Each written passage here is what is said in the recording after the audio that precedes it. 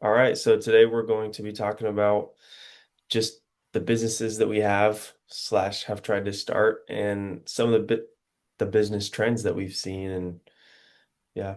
So I'll go ahead and get us started. I last year I kind of started a financial services business and the goal was to work with young professionals because I feel like there are um, there's a lack of financial literacy with young professionals these days because I know personally I did not learn that much about finance in school, at least high school. Uh, a little bit in college, but not enough to actually make a difference. So I wanted to do that, but the problem was the people I was going after, uh, or the people I was trying to target, didn't know that they needed help, didn't really care, and couldn't pay for it. And so that's not a very good combination to get people to pay you for a service. So I kind of switched up. My goal is, well, my goal was to keep the newsletter going, but due to some Google Workspace issues, that has not happened. I Yeah. was wondering about that because I was like, either those are going to junk mail or I haven't seen one in a while. Basically, what happened was I changed my domain from financialsolutions.co to financialcoaching.com. And because I created a new email, my sender reputation or whatever was low. And so a bunch of people bounced. And I even tried Oh, deleting them from my newsletters software and put it hmm. back onto it. And that didn't work. So I don't really know what to do. So that's why I haven't sent any in a while. Maybe I'll restart it. Maybe I won't. I would like to, but also I don't know. But anyways. Um, yeah, so that's kind of what I did last year. I'm getting into a new venture, which I'll talk about maybe a little after I give you a chance to go. But yeah, that was my first business, I guess. I guess it was a fail, but also you always learn. So I learned something Yep, along the way. But yep. what about you? So my first venture was a bee breeding business. Kind of strange, but um, at the time I was working a job that didn't offer overtime. I wanted a little money on the side. Plus, I've always had a interest in apiaries and honeybees. So I started looking into that and uh, ended up. I mean, I learned a whole lot. I actually started. I don't know if I told you this. I actually started kind of like a manuscript of a book. I think I only got 5,000 words, if that, written. Um, I learned so much so quickly. I was like, I should probably just put this in a easy to read little booklet or something. Somebody might be interested in it. And that was going to be my part time thing. I think one year I took two hives to 15. There's a lot of stuff you can do if you've got 15 minutes 3 days a week. Um, but then I ended up getting a different job and moving on from that. I did sell some. The problem with that line of work is that it's a fun hobby, maybe a little bit of money on the side. I enjoy being outside and working in nature, etc. But like any other, it's not capital heavy, but it's human intensive. So there's no leverage. If you were going to do it full time, it's you're going to be doing it full time. You're not going to be doing anything else. It's like most other things in agriculture or animal husbandry. So that was number one. I ended up getting a job that had unlimited overtime, so I didn't really like need it as a part time job. And then I had kids, so that kind of blew up that whole as a hobby thing. I still do it a little bit. We got honey last week. Uh, so we're going to give some to neighbors and stuff. But yeah, there's that. Second one was a tax business, which I still do. Uh, I got to do my own taxes. I'm part of a couple businesses that I've got to do taxes for. And I learned how to do taxes in my current line of work. So I do it on the side just for friends and family, and probably don't charge enough to make it worth it, but it's fun to do. It's a nice switch up. It keeps my toes in the water and forces me to be up to date on current tax stuff so that in my current line of work on bookkeeping, accounting, if whatever client issues come up, I can talk to the IRS about it and I don't have to refigure out what's going on. Oh, that's fun. Thoughts? Yeah. Talking to the IRS is just great. I know you love sitting on the phone for hours.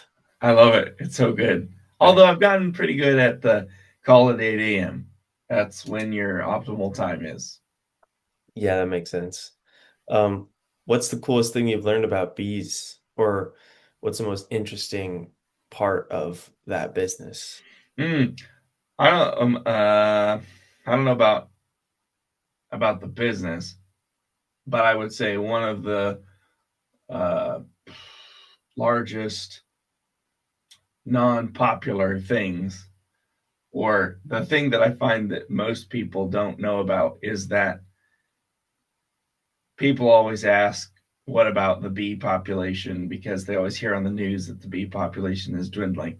Well, that's bees in captivity. Bees in the wild are not really in danger. Their population hasn't really shifted all that much. They've got Wild bees have different ways of dealing with pests and pesticides and whatnot. They seem to not have a problem. But that doesn't really matter to us because the thing that matters to us is we like our almonds, and our almonds are in danger of being under pollinated by our domesticated bees. Uh, Probably the most interesting thing, the thing that surprised me very much, was how you can breed behaviors into or out of them just like any animal.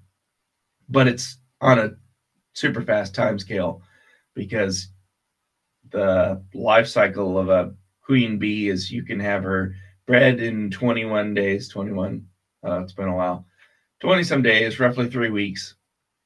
She'll mate in 2 weeks, and then she can produce another queen for you. So you can breed in certain behaviors very aggressively, and they'll actually take. I mean, this hive I have now, you can walk within 2 feet of it and be totally fine. Nobody will bother you. They were pretty ticked off when I opened them to extract honey the other day, but other than that, I was surprised at how much just behavioral difference there is in just like any other animal. Do you have one of those suits that you wear? Yeah, I've got a couple of them. One for my wife, which is like Picture a of nice one, five. and then the one for me, and then one for my son. So my Oh, son came nice. out and helped me the other day. They're just fascinating. They're fun to watch. Yeah. It's kind of one of those, like, if you're drinking lemonade or whatever, you go out there and sit a lawn chair out and just watch them.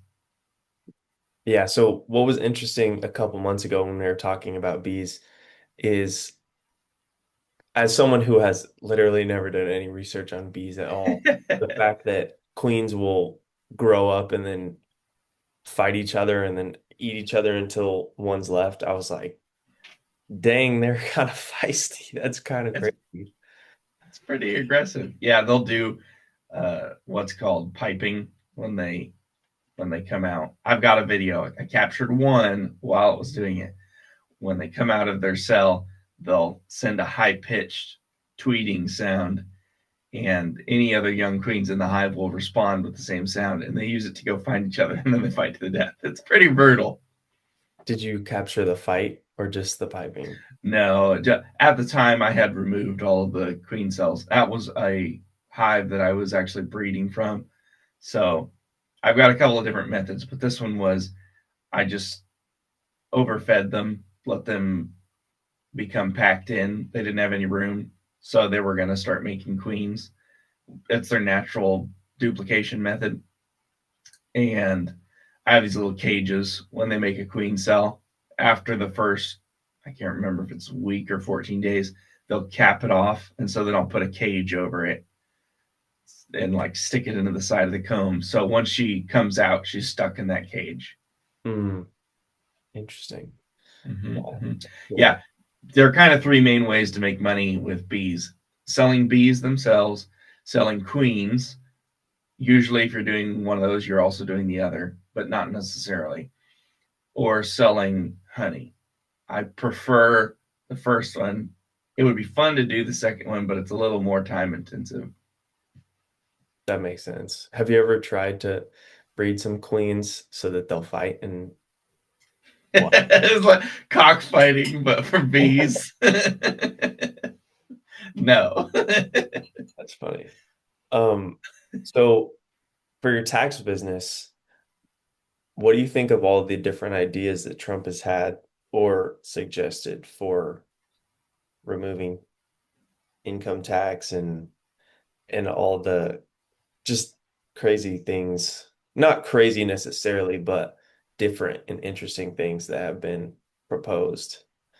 Because that's going to affect your business, but also might affect you in a good way. So, what do you think? What are your Yeah, the no tax on tips and the what is it? No tax on overtime. I hate the language of that because it's not really no tax. It's no federal withholding. You still got Medicare and Social Security and then state wages. I assume states are going to keep it. Maybe some states will say we'll follow suit, but I kind of doubt that's the case. So, what is it? It's on overtime and tips. It's the first 12,500 that's not taxed. Or if you're married filing jointly, it's 25,000. wow? But that's just the federal uh, tax. So I mean, it doubles your standard deduction basically. I can't remember if it's above the line or below the line, meaning does it come off before your adjusted gross income is calculated or not? I think it's after. So for me, I will get probably the full amount because I work a lot of overtime, but you're looking at a couple $1,000, which is not bad. It's like, it's not terrible. But it's kind of like a net wash for me because last year I worked less overtime than I did this year. So it's going to kind of be the same set of numbers. Let's see, other big things with the tax. I have a webinar next week that I'm attending about that. There's some corporate stuff. Some of the tax credits got extended. The child tax credit got extended for the same amount because it was going to get reduced back down to what it was previously. That's about all I can think of right now. Are there any business related tax stuffs that you've heard of? Most of it is keeping what was supposed to be temporary tax cuts. They're just codified into law. That was supposed to sunset in 2025. Yeah. Yep. Yep. Mm-hmm. What happens if, because this is more theoretical, but what happens if they take away income tax? If they took away income tax entirely, then we would all get taxed via inflation. um, yeah, I don't know the ramifications of that. There would be more consumer spending, probably a lot more consumer spending, and which would be a boon to the economy. Mm, we would have to find some other way of paying for things. I'm not opposed to that idea because most Americans don't realize they work the months of January and or February for the government. Like they are a government employee. It's just for the first 2 months of the year. But the way the tax system works, you don't really have to come to grips with that number until the end of the year. And if you know how to read a 1040. Would you, I don't even know that I would consider them an employee because they're not getting paid by the government. They're paying the government. So it's even worse than that. They're just Many owning. people are getting paid. Just the people who are getting most of the benefit are not necessarily the people who are paying in. Yeah. Yeah, that's true. Would you have a business if that happened? Or no? Would it just be kind of over? Would all tax businesses that aren't all personal tax businesses, I Mm. guess if it was no income tax, it would affect business income tax too, right? It would affect it. I don't know if they get rid of it or not, because that's the whole C corp. It would totally change the reasons for having a C corp. Uh, Maybe it wouldn't affect that many. It wouldn't affect publicly traded companies because they're a C corp for a different reason. But But would all it probably go it under? would, huh? Would most tax businesses go under? Yeah, probably. Which I mean, it is a business that is built to solve an artificial problem anyway. True. The tax code is so complex that you had to make a profession out of doing taxes because it's so darn ridiculous. So if it goes away, it's not like people won't find something else to do. Yeah. Not that this is what we're trying to talk about, but how could we make the tax code easier to understand so that Oh, geez. normal people can do it? Normal. I, I I like Milton Friedman's idea of the how did he term it? It wasn't straight line tax, but something about you pretty much have a flat tax so that you know every additional dollar you make, there's it's going to be this one taken out instead of these complex tax tables that we have now.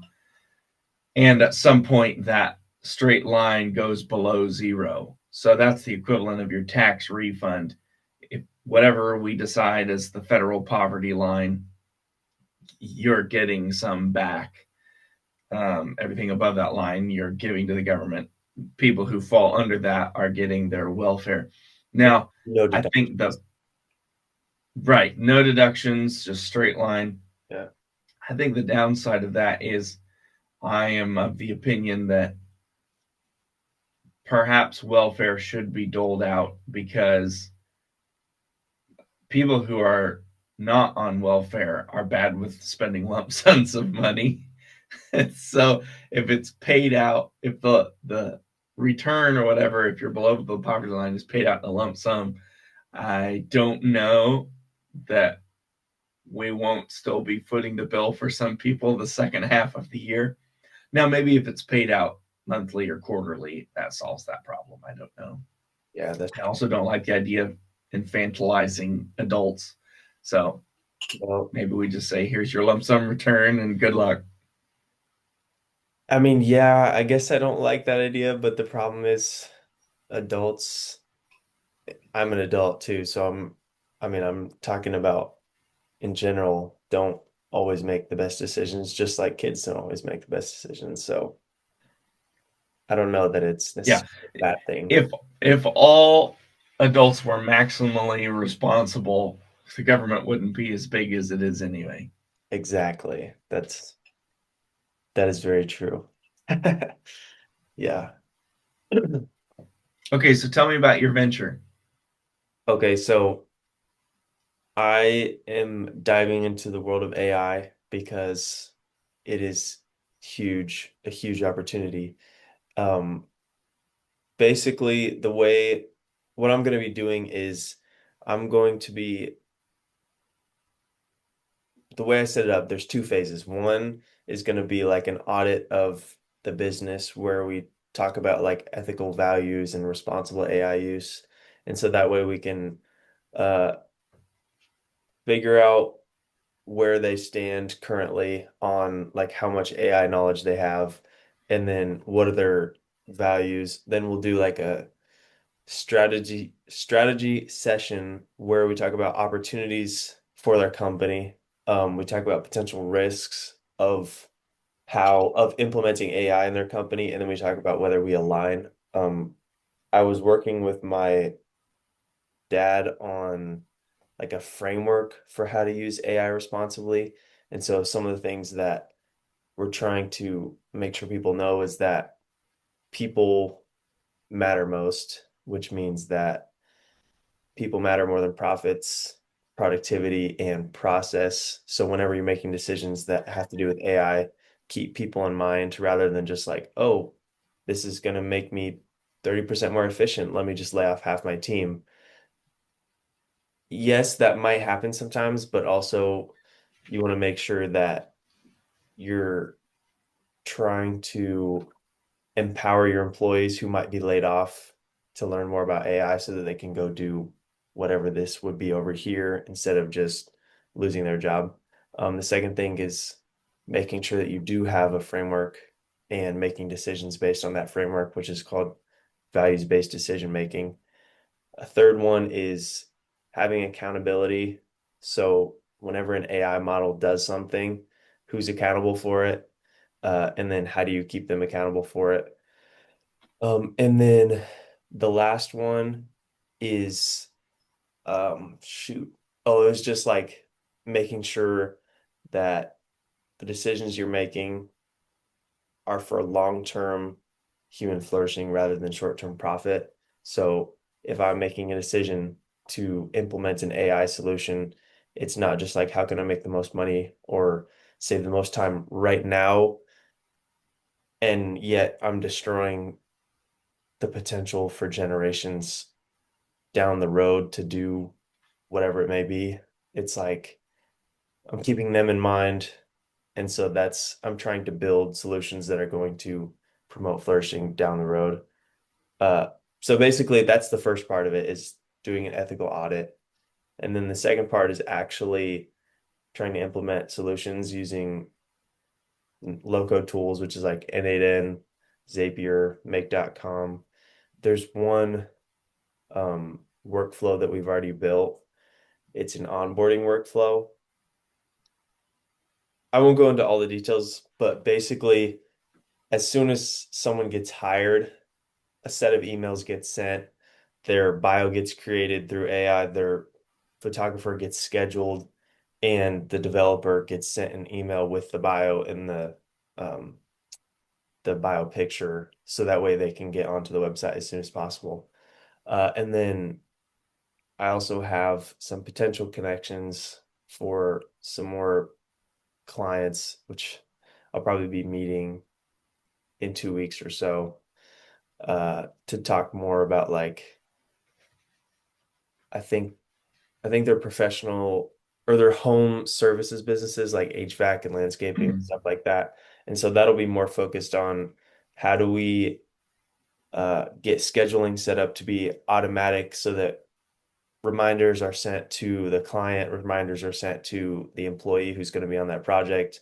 Then how do we know when the project is complete? And there's a lot of manual stuff in those kinds of businesses because they people naturally select those businesses who are more into doing things manually. I mean, that's just the nature of the business. Their paradigm has also been everything's done manually. Yeah, yeah. So I'm trying to reach out to them and figure out if they would be interested as well. But yeah, it's like responsible AI and responsible AI implementation Mm-hmm. are kind of the two big things that I've been working on. So, anyways, like I was saying before we started, yesterday we talked to a business owner who has started four businesses well, from December of 23 to December of 24. He started four slash bought one, but he started four restaurants, which is actually crazy. Oh man, talk about a lot of stress. Yeah. And he adopted a kid during that year as well. You So know, because he had nothing else going on. it's, which is crazy, but he is one of my dad's connections and he's helping us put together like a pitch document for business owners to really get down to like what are the main things that we do. And that way, when we show uh, the business owners, they're not like having to read 5 pages of information. Instead, they can TLDR. see it really quickly and be like, okay, Hmm. yeah, this is someone I want to work with, or no, this is not someone I want to work with. So that's kind of where I'm at. The problem is, I was on vacation last week. I'm on vacation. I'm going on vacation on Wednesday, from Wednesday to Sunday this next week. So that's why I haven't been able to meet with as many business owners, which is unfortunate. But soon, like after this next week, I won't have much going on in terms of traveling until October. So I'll probably meet with a Oh, lot. nice. Yeah. Uh, what kinds of tasks or jobs, use those interchangeably, do you think that AI is currently best suited to perform? Yeah, you can put all of your marketing content into a GPT, and then like if you have a newsletter, you can have it pre-draft the newsletter for you. You just make some edits if you want, or send it out. You can have the GPT create all of your content and then use N8N with like connecting your GPT to your newsletter software, like ConvertKit or MailChimp or something. And just as soon as you have a human approve it, it just gets sent out to your audience, which is pretty cool. And like s- that would save you so much time as a business owner, or that would save a business owner a lot of time, Mm-hmm. especially if they have like a longer newsletter. And then you can generate sales emails and have them send out. You can redo copy on your website automatically um, using the GPT. You can create branded graphics for if you want to create like a new sales email line, or like automation or something like that.